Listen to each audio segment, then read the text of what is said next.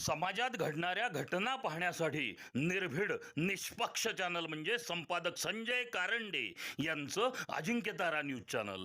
Ajinkyatara news चॅनलला like करा, share करा, सबस्क्राईब करा. मी आजमान लक्ष्मण केवळे आज म्हणजे मसूरमध्ये जे महागडमध्ये त्या यात्रा पटकन शेजारी जो बांधारा आहे तो बांधारा एका व्यक्तीने फोडण्याचे काम केलं.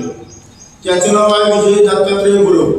हा बांधारा त्यांनी बेकायदेशीरपणे तोडला. 21/3/2026 पासून मी पोलीस स्टेशन, कलेक्टर, तहसीलदार तसेच प्रांत मॅडम आणि SP साहेबांना सुद्धा लेखी दिलेला आहे. एक वेळ आपण तहसीलदार कार्यालय मसूळ येथे उपोषणाला बसलो होतो.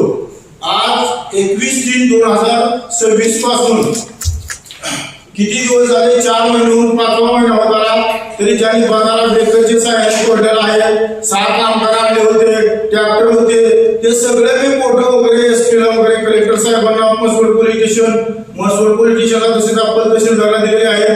परंतु अजून कुठलीही कारवाई झाली नाही. म्हणून मी याच्यावर कारवाई होत नाही म्हणून सातारा आज पत्रकार परिषद घेत आहे आणि तुम्हाला एक विनंती करतो की या देशात, या राज्यात लोकशाही असताना मला वाटतं की हा जो दबाव आहे ते आमचे माच्या आमदारांनी, महाराष्ट्र राज्याचे ग्रामविकास मंत्र्यांच्या दबावामुळेच प्रांत मॅडम, तहसीलदार मॅडम ह्या कारवाई करत नाही. तर मला विनंती आहे की त्यांनी ताबडतोब निर्णय घ्यावा. नसेल तर मी 15 ऑगस्ट रोजी आतमधून मसूळचे आपण तहसीलदार कार्यालय करणार आहे हे आपल्या सर्वांना विनंती करून सांगतो. ते मला एक सांगायचं, या बांधाऱ्याला कुठल्याही प्रकारची परवानगी नाही. जेथे मानसी फाउंडेशनने आपण तहसीलदाराला पत्र दिलेलं आहे की आम्ही बांधारा नगरपालिकेकडे सबूत केला. नगरपालिकेने 2 वेळा त्यांना पत्र दिले की आमचा तुमचा काय संबंध नाही. हा बांधाराचा अजून कोणी बांधला, कसा कोणी बांधला तो माहिती आहे, पण कुणाची परवानगी कुणाच्या ह्याच्यात मोडतोय हे अजून सिद्ध झालं आणि हे सिद्ध नाही झालं तर आम्ही गुन्हा नोंद करणार नाही असे तहसीलदार मॅडम सांगत आहेत. परंतु त्यांचे अधिकार वापरत नसून सरळ आमदाराच्या सांगण्यावरून ते कारवाई करत नाही. बांधारा बांधण्यासाठी कमीत कमी मला वाटतं बरंच खर्च झाला असेल हे काय मला माहिती. आणि हा जो बांधारा बांधलेला आहे तो गावाशेजारी बांधलेला, एका बाजूने रस्ता केला, दुसऱ्या बाजूने यायच्या माणसाची कुठली सुविधा, मग त्या माणसाने जायचं कसं?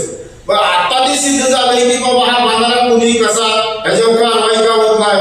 तर कारवाई न होण्याचं कारण तर आपण तहसीलदार आणि प्रांत मॅडम सांगतात की माणसे आणि आपण तहसीलदार सांगतात की आम्हाला जोपर्यंत कळत नाही मग यांना कळणार कधी. हे अधिकारी आहेत का नुसते असेच आहे, त्यांना काय पुढची असेच नसले का?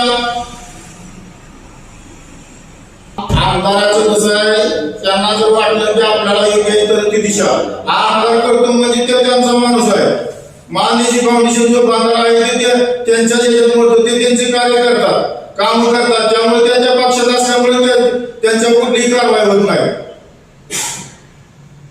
एक सामाजिक काम करतो. मसूळचे ST च्या दिवस बाहेर असं उपोषणाला बसून केलेलं आहे.